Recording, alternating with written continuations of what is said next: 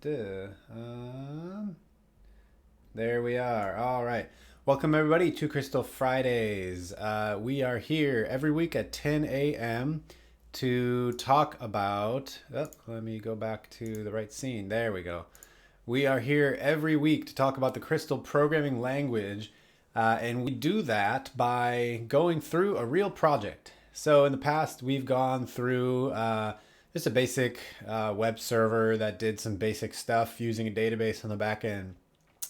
We are getting used to the language over there on that first project, and now we have graduated to a more quote unquote real project. So I am super excited to be doing this project. This is a documentation server. We started it last week. We actually got a lot farther than I thought we would. We got basically a server that can pull down some code from GitHub using just the basic git clone. Once we pulled down that code, we were able to serve up the homepage for the documentation, which was cool. I thought it was pretty cool. We learned a lot along the way. I was super happy to see where we got to, how we got there, and most importantly, just how easy it was to go and grab Crystal and look at Crystal documentation and just get things done. I'm super happy to see that. All along the way, we see me making mistakes. We make mistakes together. We basically just go ahead and bumble our way through the API documentation and the language guide, and we just try to get things done. So my standard blurb at the beginning of all of my streams is, what is the Crystal programming language? And I'm going to keep this one real short this time. Crystal is a new programming language compared to most other programming languages that you have probably used. It is not Java. It is not Scala. It is not C++ or Python or anything like that. It is basically Ruby. So if you've used Ruby, you might be pretty comfortable here. It's a compiled language. It has good support for concurrency. It's going to have really good support for multi-core coming up soon. Not quite sure when, but that's definitely on the roadmap for them. And it has really good support for type safety, including checking for null, which I really love about Crystal. If you've seen my past screens, you've probably seen every other minute I'm talking about how Crystal will force you to check for null. And that's super awesome to me. That is number one amazing, super awesome Leet style coding. Because there's going to be no more or a lot less null pointer errors. So, excuse me. So let's get to it. So as usual, chat room is open. If you are here and you want to ask questions, make comments, tell me when I'm messing something up, you are more than welcome to do so. Anytime, any place. And before I forget, and I will mention it at the end of the stream as well, before I forget, there is another stream coming up from a colleague of mine that is super awesome, better than my stream by far. You're going to watch him hack through some Minecraft stuff this week, I believe. And you can go to his stream right after mine at twitch.tv/eric.dev. That is not the right one. ERIK.dev, the whole word. He even has an awesome avatar, unlike me. But this time he's going to be doing Minecraft add-ons. I believe this is going to be part 5 this week. So go check him out right after mine, and I will try to remember to mention this at the end of my stream as well. Don't let me forget. This is a super interesting, super awesome stream. You're going to watch him do hands-on stuff. So definitely tune into that. Definitely check out what he's up to and what he's all about. Minecraft, yes. Okay, so let's get to it. We left off with this commit right here. Actually, let's go to the commit history. So pretty much after every stream, I do commits. I do like one commit, except for this commit. This is my favorite one. First things exclamation point. This is basically me creating the new Crystal app. For those who don't know, you can go to the Crystal homepage, and you go through the installed directions, and let's see, learn. Yeah, so somewhere in here, I don't actually remember where. You basically run crystal init. So there's crystal on the chat, excuse me, crystal on the command line, and you just do one of these, crystal init. And on chat, hello, oh, hey Julian, thank you for coming. I think if you weren't here before, just a couple minutes ago, chat is open, obviously, as you know. Questions, comments, telling me I'm messing anything up at any time, throw it in the chat. And hopefully if you tell me something I'm messing up, you can give me a little more guidance as well on how to fix it. That would be much appreciated. But anyway, yes, thank you for coming. It's awesome to have you here, and happy Friday. So we ran a crystal init, and I'm not going to run it right now, but I basically ran crystal init app because we are building an app and not a library. I have actually never run crystal init lib before. If anyone has, throw it in the chat. I would be interested to see what your experience was. But basically, I ran crystal init, and it gave me approximately this structure. Not the stuff that's blanked out, because that's get ignored, but source, spec, a readme, this shard stuff. I think, yeah, the shard stuff was there. License, and not this DB, but it gave me a get ignore and an editor config as well. So basically the shard stuff, we're going to run through this really quick if you haven't seen this before. I do not care about Kubernetes right now. X that out. This is my dependencies and some info about my app. So this is me. You can spam me with email anytime. Just kidding. Please do not do that. And we go down, we've got targets. So this is a compiled language. So we are going to be building a binary from this thing called crystal docs. And we are going to start it from the main function in crystaldocs.cr. We've got some dependencies. So here's Kamal. That's my web server. We saw that in the previous project we worked on as well. And we've got Numite. This is my database. This is from my favorite GitHub user of all time, CodeStake. So, I do care about Kubernetes, Eric.dev. I do, I swear. I just don't care about it right now, and I especially don't want to get the VS Code updates for kubectl. So maybe we'll do a future stream on Kubernetes, by the way.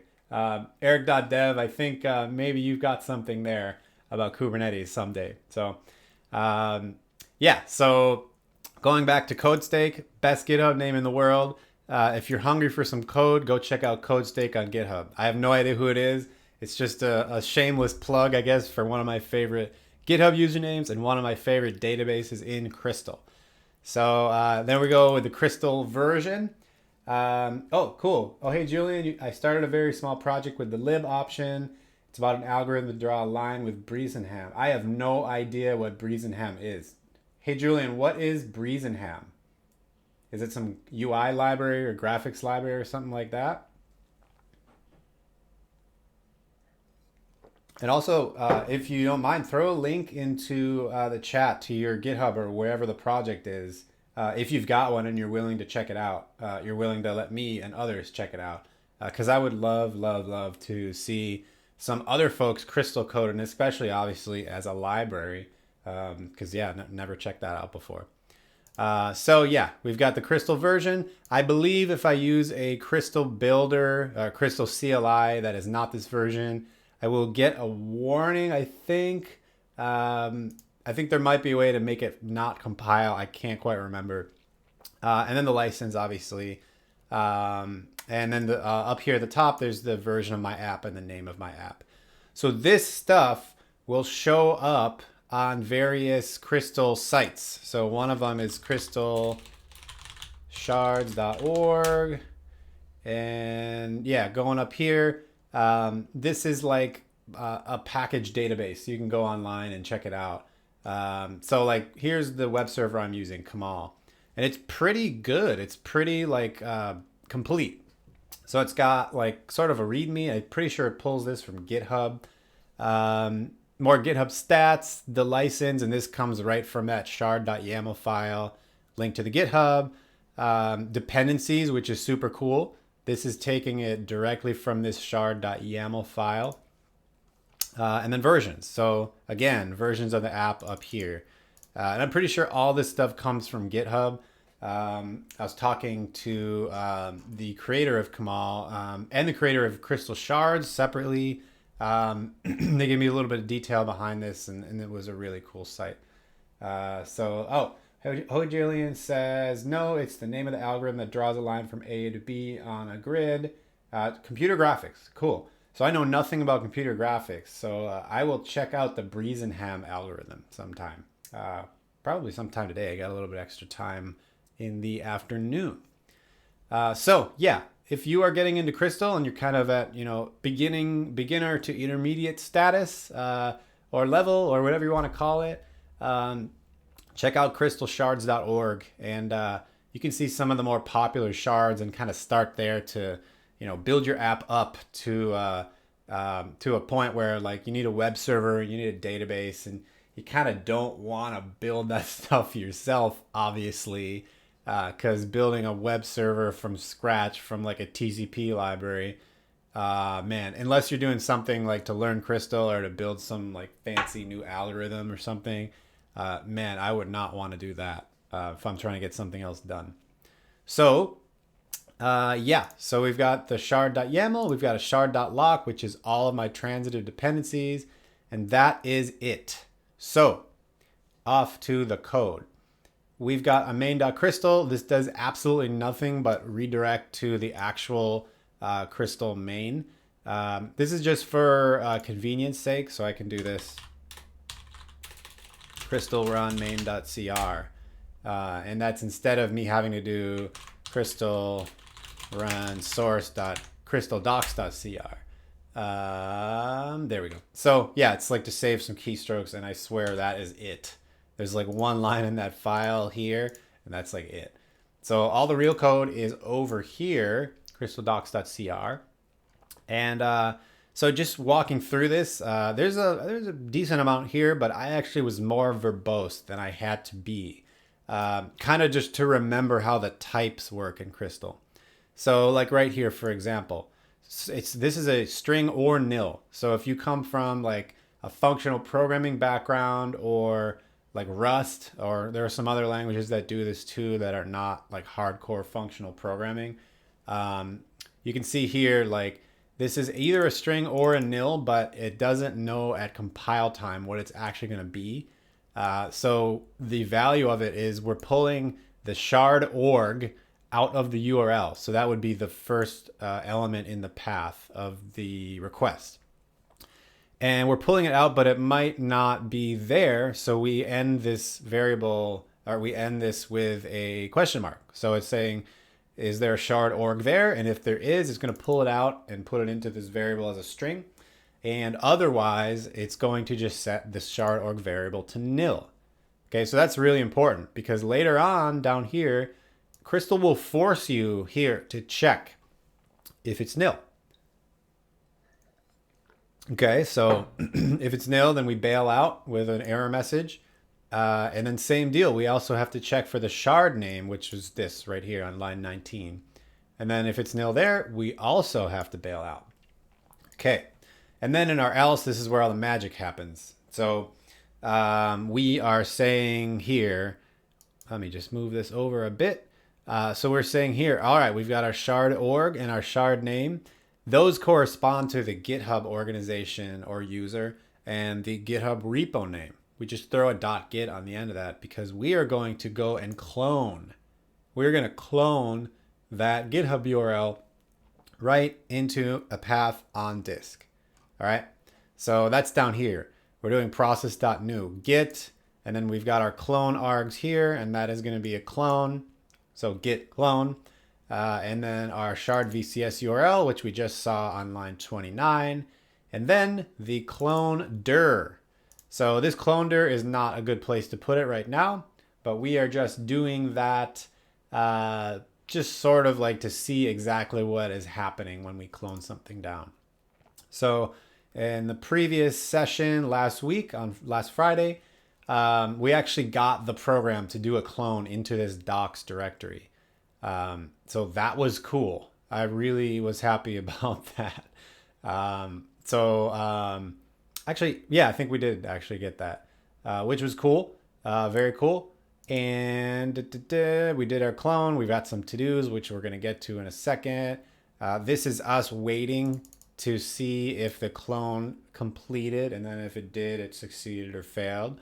So again, we're kind of going out, we're doing a nested if.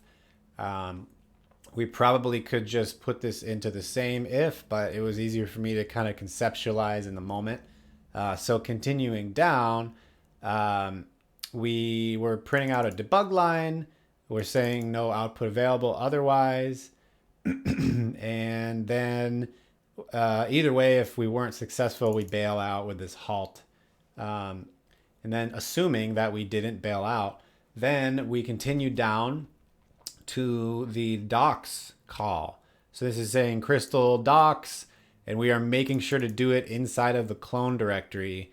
And here we are using a shell, and that is so that we get access to the crystal binary. We set up all of our current path, like the path environment variable and a couple other environment variables that we do need.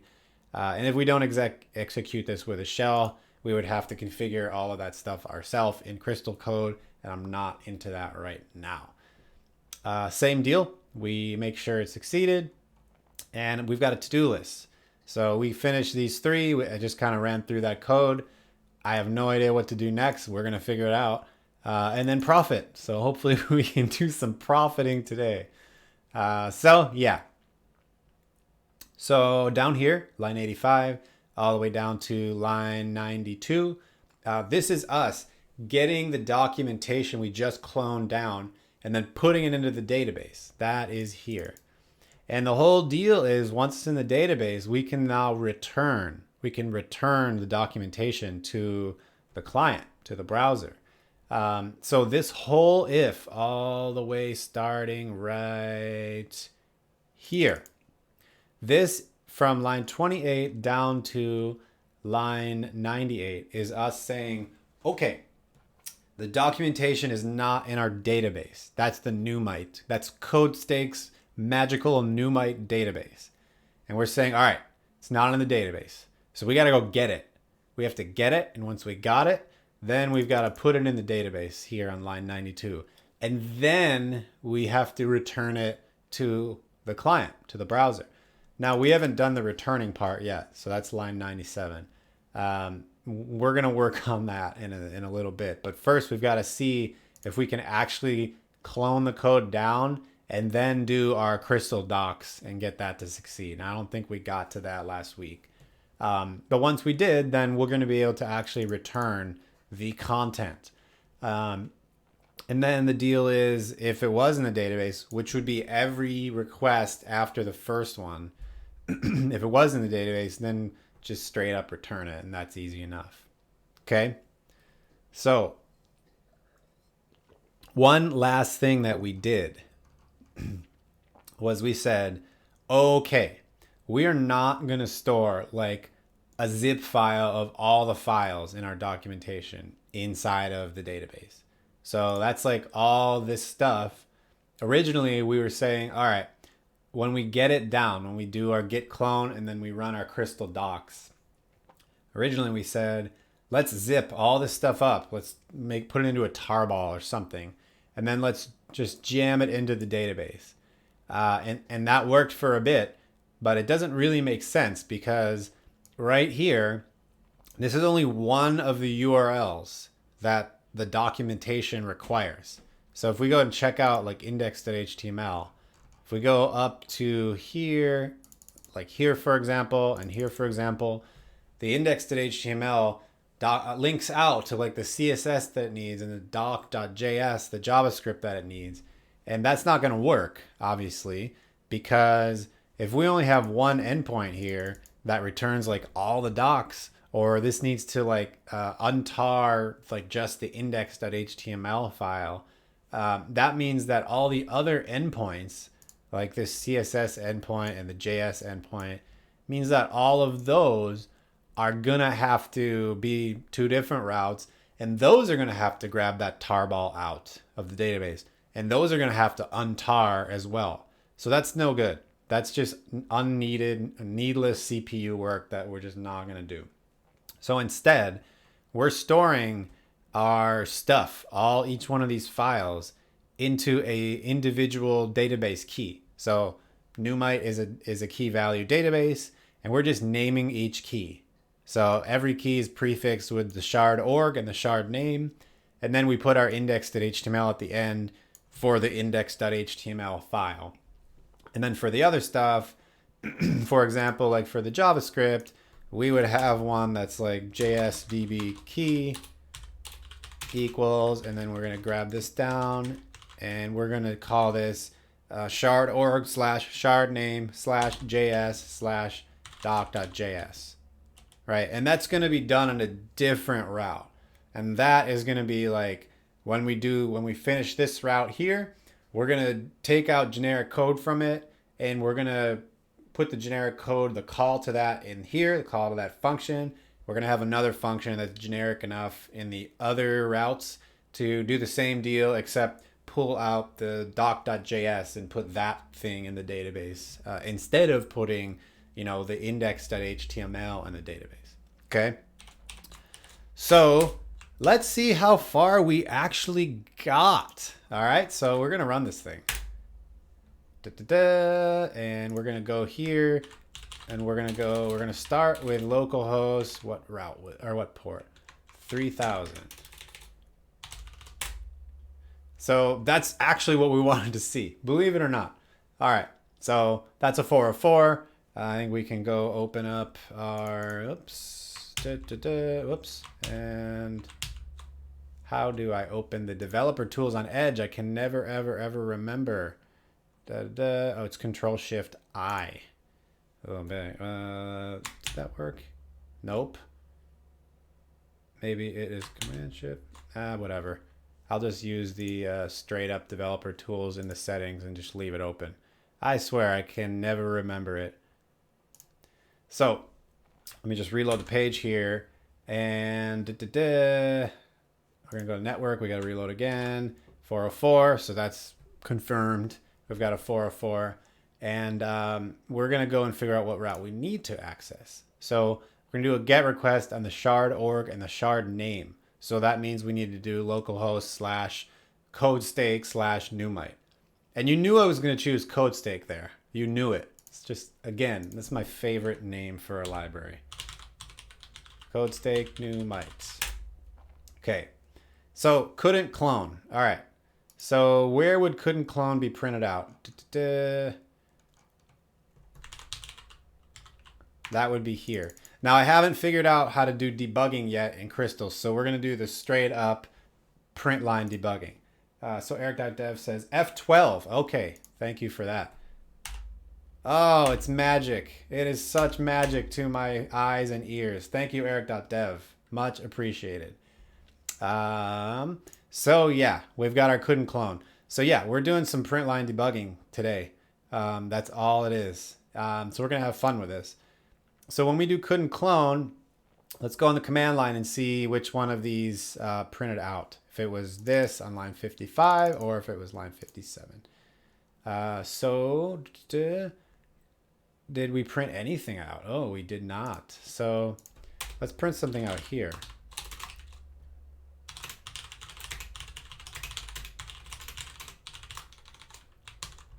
So we're going to restart our server. And going back here, still couldn't clone, obviously. No output available. We couldn't clone, but we don't know why. And, oh, no output available. Okay, well, that's not great because we don't have any output. So we're going to go in and we're going to check out the Crystal docs and see how this process.new actually works. So going into there, the way that we get to it is crystallang.org. Click on docs, and we are going to go to the API docs. So if you go to crystallang.org reference, you're going to go into like a tour of Crystal. This is a great way to get started with Crystal, or if you're like me, to try to remember how something in the language construct or the semantics of the language, how something like that works. So like I go here a lot, for example. I try to like remind myself, how do you actually bring another file into your file? So, splitting logic up into multiple files. I never remember that. I'm not there yet to try to remember that. So, but what I'm going to do today, right now, is I'm going to the API docs. And what am I looking up? I'm looking up process, the process module. So, and I can't remember if this is called like a module. Obviously, it's called a class, but I think process might be in a different module because I know I have to go and require it here. So if I'm using like module and that's the wrong nomenclature, throw it in the chat. But yeah, I'm just going to use that for now. So yeah, we've got process. What am I doing here? I'm doing a process.new. And that is here. So we did a git, and then that was the command. Let's do one of these. And oh, I can show off. Nope, never mind. Not gonna do that right now. So let's put it over here. And we've got our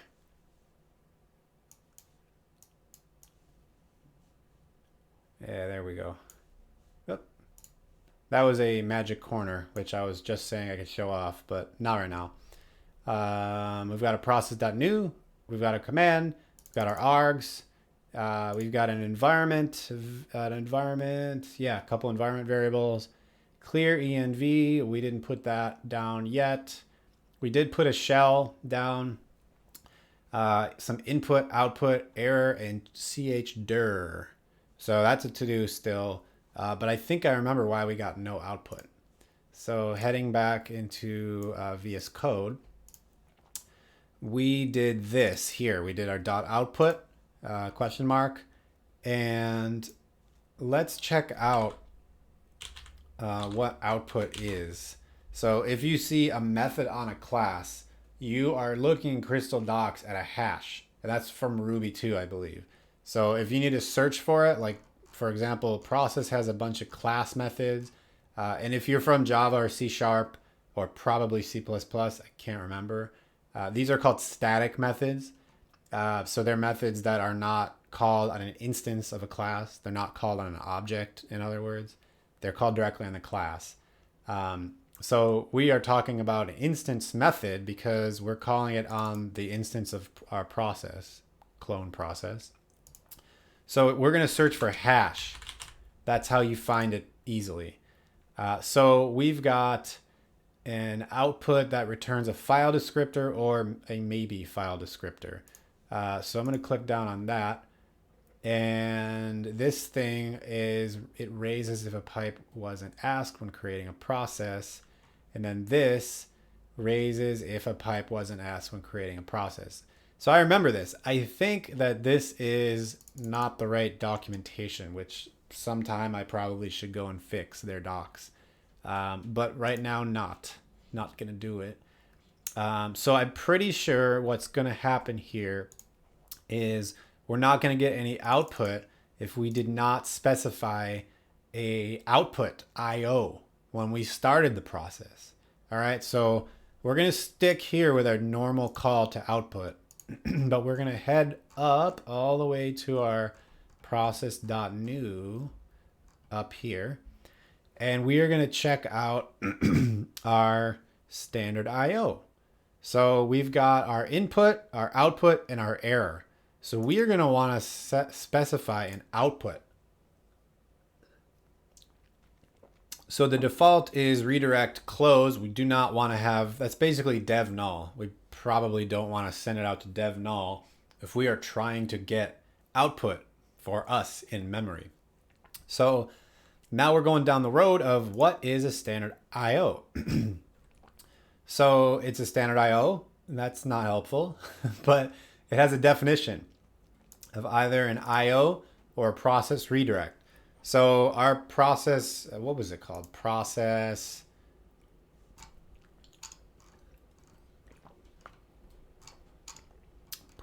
new redirect close. So that's close is dev null, like we were saying. So what we do need is, let's see what other process redirects we have access to. Pipe the IO, close, use the IO of the parent process, and I think we might be able to do inherit. Let's see. So we're going to do output process inherit. And let's try it. Let's see what we can do.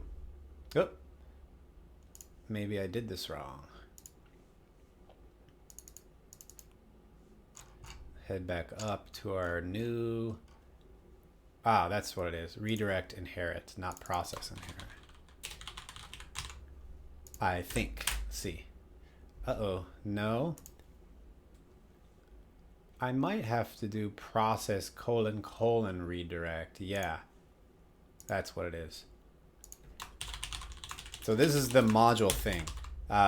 This is a class under the, or it's an enum under the process module, I think. So I'm pretty sure it's an enum under the process module. I could be mistaken. It could be an enum under the process class. I haven't looked into that yet. I think this nomenclature is saying, though, it's an enum under the process namespace. Oh, I think it's better called namespace, I think. But either way, it's an enum under a thing called process. And that's when you use the : And I remember that from C++. So in C++, it would be a namespace. So we would have an enum under a namespace called process. Okay. And then an enum value called inherit under the redirect enum. So let's try this. Let's see if I got the build syntax right. We got it. Okay. Now let's go to our localhost. We've got a couldn't clone. That's what we thought. Yeah, no output available. Okay. So we are going to try our own I/O. So here we go, folks. We're going to check out how do we do our own I/O. So actually we can just search for I/O in here. And we're going to probably want to instead go up to our new and standard I/O. We can click through to I/O. And we've got classes inherited by types like file, socket, and memory. So you can see I/O is an abstract class, so kind of worthless for us because we need to create an instance of I/O. It's abstract. We can't do that. But I/O memory looks pretty promising. So I/O memory is going to create an empty, resizable, writable I/O memory with a given initial capacity. I don't want, well, maybe I do want that. Yeah, I think we can do that. We can just say capacity of 64 by the default, and I'm pretty sure it will grow anyway. It'll automatically grow it for us. So let's require I/O here. Oops, it's this. And where do we do our process.new? So we're going to do output. Oh, we already have output. I forgot about that. So I/O memory. Right? Yeah. .new. Is it .new? I think it is. Yeah. So we're going to try this again. And I'm not sure if output will work or we have to grab it out of our new I/O memory. So let's try this. And see. We probably have to grab it out of the I/O memory, I think. So we got to break that out into a new variable.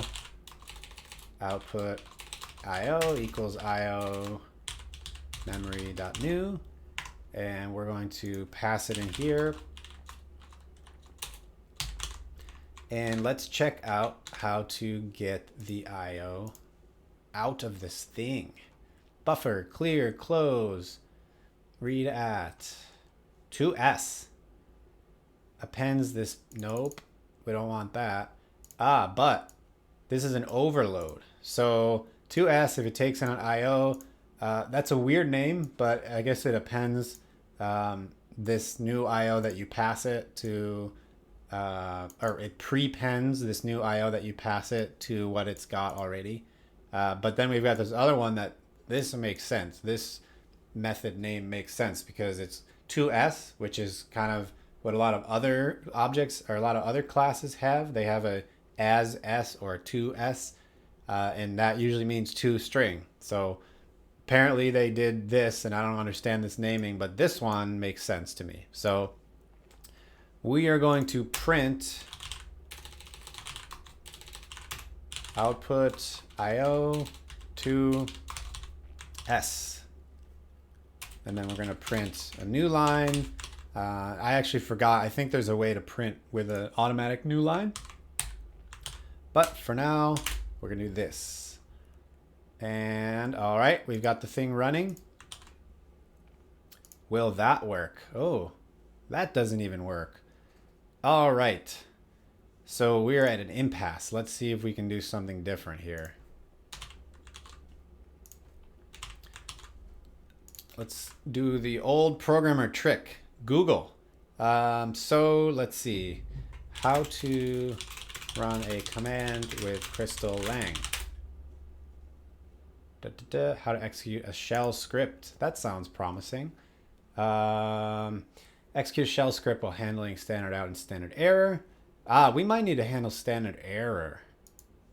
Okay, I'm gonna put this Stack Overflow on pause, and we're gonna do error IO equals a different IO memory, and we're going to do error IO, and we're gonna do print out error IO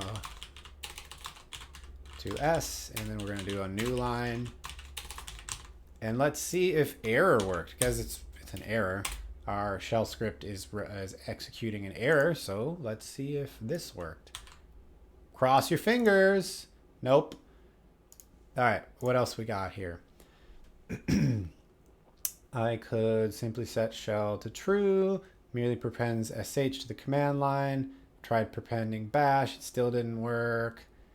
Okay. Initial bash was added in the hope it would enable the pipe operator. It doesn't seem to help. It still fails. So about this backtick execution. Backtick is a different way to do a super unsafe shell script in Crystal. You can literally just write something like this. You can be like git clone blah, and that'll just run it. You can't get the output or the result or anything like that, which would kind of work for us because we're just doing a git clone and we'll know if it succeeded or failed basically just by looking in the directory we're supposed to clone it to.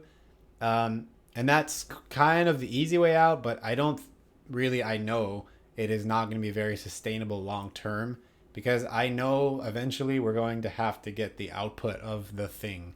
Of the git operation, of the Crystal docs operation, and so on. So I'm not going to do that. We're going on hard mode right now. So you need to move the pipeline into bash-c. In the first case, you're fighting against shell equals false. That's the thing that would allow you to use the syntax directly. It didn't work for them. Moving the pipeline in the bash-c seems to work. Why doesn't shell true to work? Surely it's pretty much the same thing. I don't believe so. Let's see. Reading the source code of run.cr. It's similar to other languages. Without shell is true. The default behavior of process run is to use the command as the executable run. Yes, we knew that. This means string needs to be the program name. That is true. And we did that right here. Well, with Crystal Docs there and with git there. If you ever get behavior successfully using bash-c with shell false, that's wrong. I see. We might need to put our -c. Well, -c though is to, well, yeah, I mean -c is to run a command with the sh. So let's see. Oh, and these people are doing memory IO. Did we do memory IO? We did IO memory. Well, let's put that on a hold real quick. So we need to do -c in our arguments.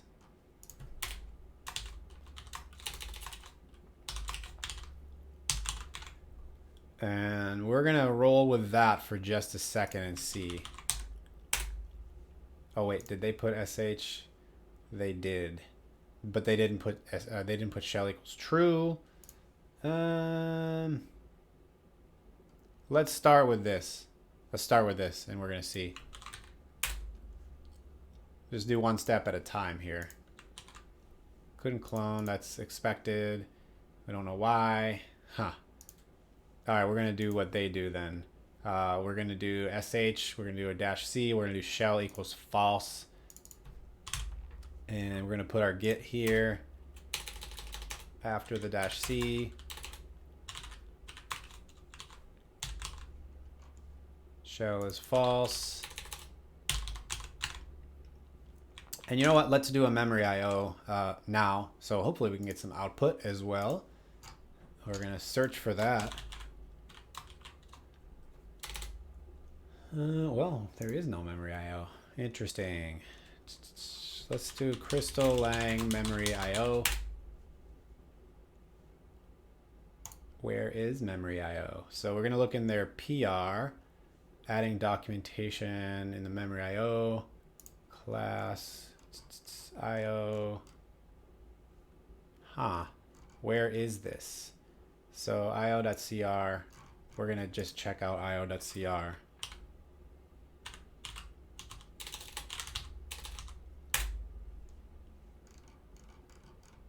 Where are you? IO. Okay.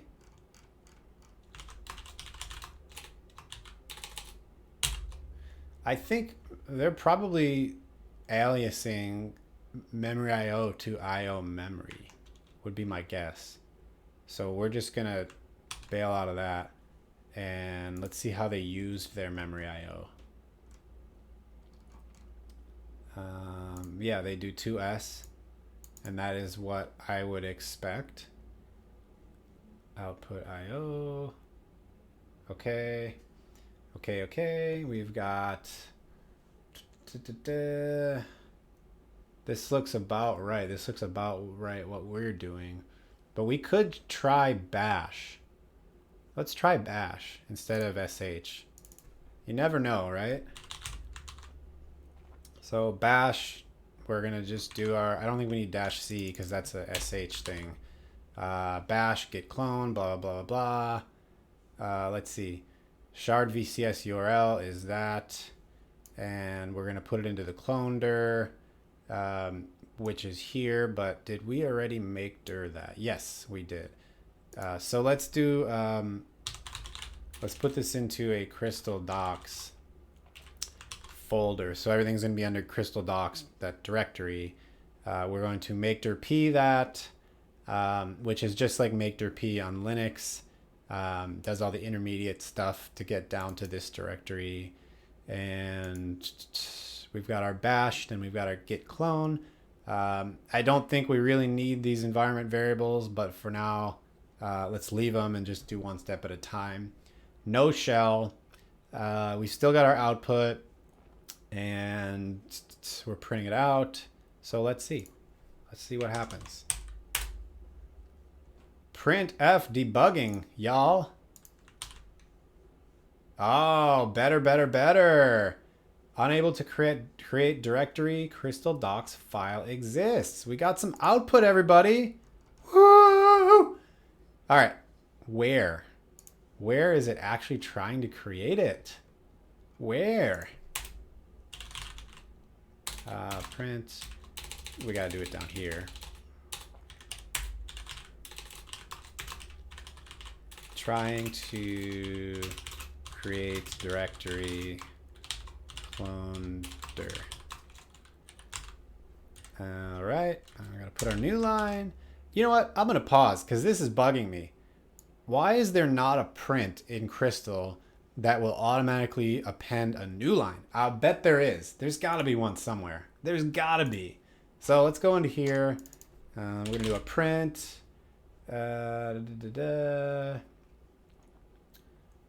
Printf, what is this? Invokes 2s on each object. Printf, puts, that is the one. I always forget this. Puts. Puts is a Ruby thing. I'm talking about print, or I keep doing print because I am used to Go. Puts, not purrs. That would be for cats. That's printing out cats. That's printing out strings. Just remember that. Cats, not strings in programming. Puts. Puts. Puts. Puts. Lots of puts, not prints. Yeah, all right. For now, that's good enough.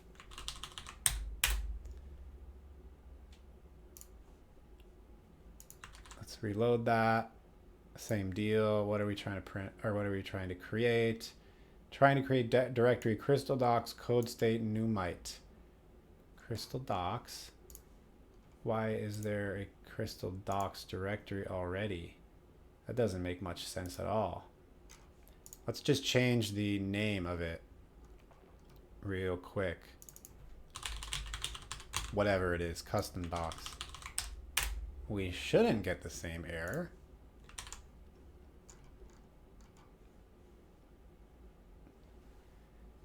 To custom docs, no such file directory. Really? Well, there should be. Maybe dir is not doing the thing that I think it is.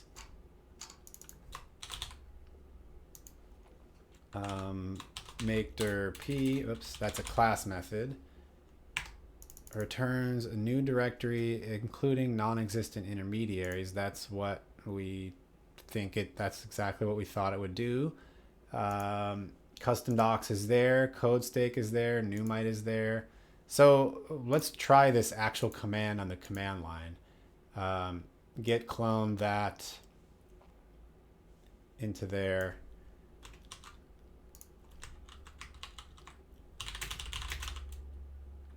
We got to get rid of some. Oh man, my tab doesn't work.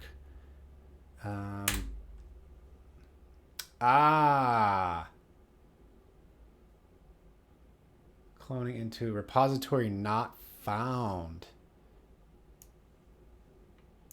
Really? That should be there. That's a problem. Why not? Did it go away?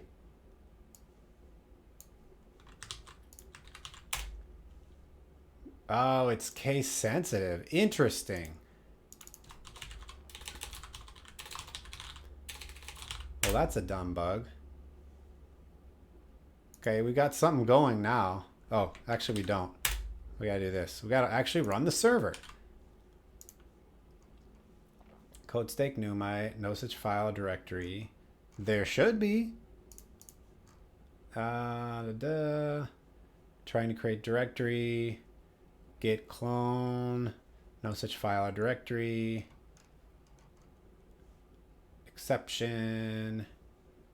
Exception with git clone. Interesting. Okay. Clone args. No such file or directory. That's here. What if we do shell true? That's going to do sh, and then we're going to have a bash right after sh. So we need to do sh-c,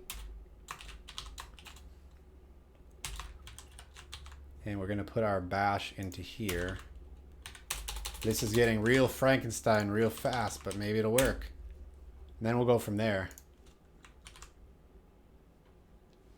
Okay, we're back to no output. Probably because the sh is gobbling it up. We're going to put our bash back here. Interesting. All right, one more try. Then I'm going to go on to some surprises, because I promised surprises if you saw this on Twitter. Still no output. This is going to need some more investigation. And I can't give it up. I can't give up, everybody.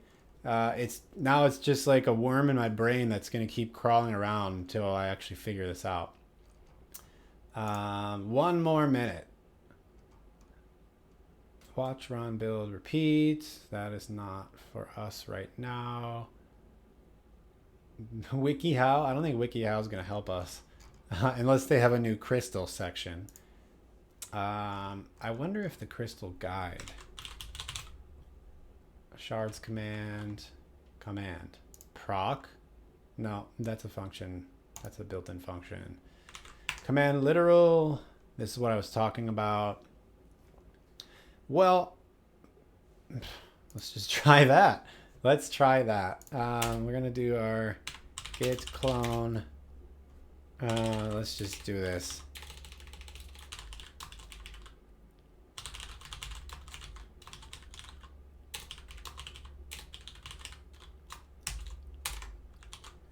So this is going to straight up clone Numite. It's hard coded, so no matter where we go, as long as we go to a path like this, it's going to check out code stake Numite. Then we're going to restart the server. If we can get this working, we've got a little thread to pull on. So let's hope.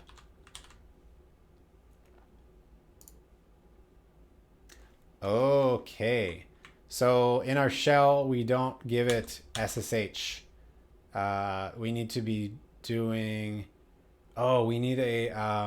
oh boy. We need to deal with Git here. I wonder if we can instead...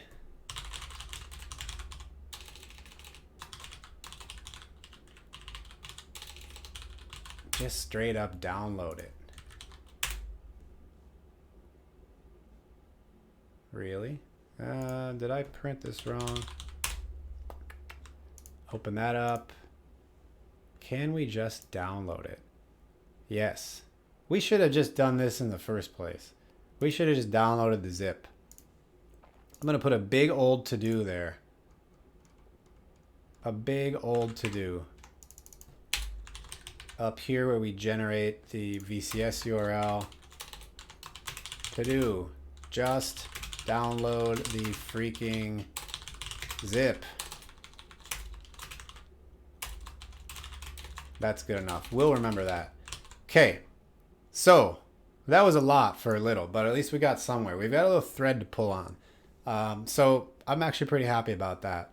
I don't want to deal with Git anymore. I actually forget what the problem is, but I'm pretty sure we're not replacing the Git URL with the SSH URL.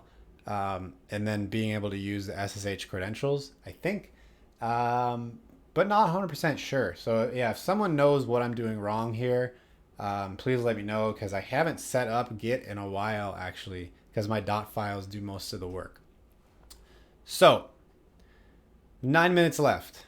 I promised some surprises. Okay, so this is not related to Crystal at all, by the way, but it is related to Windows, which I mentioned is my kind of preferred development machine now. The reasons for that, basically this, WSL2. So this is a shameless plug for my new Windows setup and for a new open source project on Windows called PowerToys. So let me show you my favorite thing about PowerToys, okay? Does anybody use Mac and use the quick spotlight thing where you press Command space? So it's like the quick launcher for Spotlight in Mac. And if you don't know, Spotlight in Mac is the OS-wide search tool. So it's a metadata search tool, actually, to be more specific. So Windows does not have a Spotlight thing built in. Oh, Eric.dev, if you're getting an error cloning using Git, you have to use an SSH public key. That's right. Can't if you want to do it without being logged in, you have to use HTTP. Yeah, for some reason when I was using HTTP, it was it was asking me to log in. So maybe git config. I might have needed to do this right here, maybe, and also maybe this. I'm not 100% sure, but I'll have to put this together, I think, in the command next time. But if I'm wrong, eric.dev, let me know. I'm not 100% sure if that's the right approach. Or if you know what the problem is, I'll create an issue in here in the Crystal docs, /Crystal docs. I'll create an issue, and if you want to, you can throw it in here or throw the answer in here. Yes, eric.dev. Also love PowerToys. Going to make a video about fancy zones soon. Yes. Okay, so this is my first thing. This is what originally got me into PowerToys. And Eric.dev, I will tee you up for your Fancy Zone video. All right. So, favorite thing about Power Tools, this is why I got it. Power Toys, sorry. This is a quick launcher. So I can literally launch the Power Toys settings from Power Toys. How cool is that? So, and I can launch other stuff too. I can launch like Visual Studio Code. It's already running, but I can launch a new instance of it. I can launch the terminal. Again, already running, but I can launch a new instance of it. But really what I want to do is launch Power Toys itself. So this is the Power Toys settings. So yeah, you can do math too. Yay! You can also launch the calculator, which I do a lot. If I want to do math with parentheses, plus, minus, order of operations, messing with that. You can do some bigger stuff too in the calculator. So obviously, yes, you can use the Windows calculator basically. Yes, yeah, like Alfred. So I used Alfred on Mac for a while, and I switched over to the built-in Spotlight launcher. But yeah, it's like both of those pretty much. So yes, Eric.dev, teeing you up for Fancy Zones. Fancy Zones is create window layouts to help make multitasking easier. Tons and tons of stuff here that you can customize your machine, your desktop with. So checking out like the zones editor, you have a bunch of templates that it kind of gives you to set up your windows automatically. So like if you like having windows set up in 2 columns, you can do that. Rows, priority grid, one big one and one small one. This one is pretty popular if you've got like an editor and maybe a scrolling terminal or something like that. You can also customize it. So I'll leave it at that. Eric.dev, it's all you now. So go do your Fancy Zones video.